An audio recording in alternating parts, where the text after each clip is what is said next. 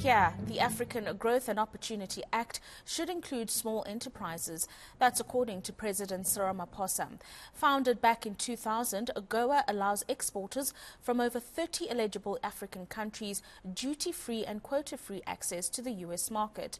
The sub-Saharan region exports about 2,000 goods to the U.S., which encourages foreign direct investment. Senior reporter Aviwe Mtila caught up with Minister of Small Business Development Stella Ndabeni-Abrahams to find out how small business will benefit as the summit concludes. Extension and enhancement of the Agoa trade agreement is at the fore at the 20th Forum at the Johannesburg Expo Center. Now, trade ministers from across the African continent are engaging the U.S. administration on the future of the Agoa trade itself and how it's going to be shaped. Our small businesses, too, want a bite of the apple and just cutting and doing away of some of the red tape that, say, are a hindrance in them and the ease of doing business with the U.S. Now, joining me now is a person that knows all about it. That would be the Minister of Small Business Development, Stella Ndabeni-Abrahams. Minister, thank you for joining us at eNCA. But we're speaking with a lot of exhibitors, and they suggest that the red tape is a burden for them. They have to pay, some certificates which cost to north of 100,000 just to be able to do business with the U.S. How are you dealing with this, and what are the conversations happening around the ease of doing business for small businesses? Well, the first thing is that at least there's an interest from both countries to do trade with each other, which means we're also considering all the things that must create a conducive environment for our businesses to be able to trade. The Minister of Trade and Industry will later announce to the entire country and the world in terms of the specific agreements that we have entered into.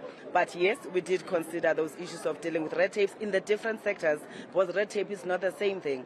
In the certain sectors, it's about licensing. In certain sectors, it's about some compliance that they must get in relation to some regulations. And all of those, we said, we're going to have teams, technical teams, that must be assisting them. Of course, our DFIs are also there to support both on non-financial support and the financial support to assist all these companies, because when we say they're export ready to US, it is our responsibility to make sure that they can remain sustainable as they provide the products that side, but also it has to be quality, because we've got to respect who we are. And how receptive is the U.S. administration in just easing up some of the barriers that make it difficult for small businesses to trade with the American market? Well, as I said, there's a willingness from both parties. So people are considering, of course, they're looking at certain things without compromising the other areas. And this is where we are saying we've got to find each other. And the ministers are engaging on that. We'll come out and then announce to the country on the specifics of what is it they will be agreeing on and what is it that they're not amenable to. And how important is it then for the agreement itself, AGOA, to be extended, especially for small businesses trading with the U.S.? It's very important for AGOA to be extended, because small businesses are getting not only an opportunity to exhibit, but to trade. And now, as we're talking about the products that we have seen here, more than 400 companies that are showcasing their stories here, and now they need access to markets. Therefore, if AGOA continues, it tells that we're not only tapping into trading opportunities, but we're also growing our tech space here at home. We'll also be able to create jobs, because these jobs come through the support by businesses, especially the small businesses. Aside from the U.S., now that you have ministers from different African countries, are you engaging on the trade that needs to happen intercontinental? We know there's that African Continental Free Trade Agreement. Is it helping small businesses in trading with your African partners? The Africa Continental Free Trade Agreement is a great opportunity for our small businesses. That is why the ministers, all the time they engage, the minister responsible or the department responsible for small business development is involved, including representative of businesses. What we're still working on now is to ensure that small businesses themselves be included in the business meetings that are sitting. We've advocated for that at political level, in terms of the ministerial level, and also now we want it to happen at the business-to-business sector.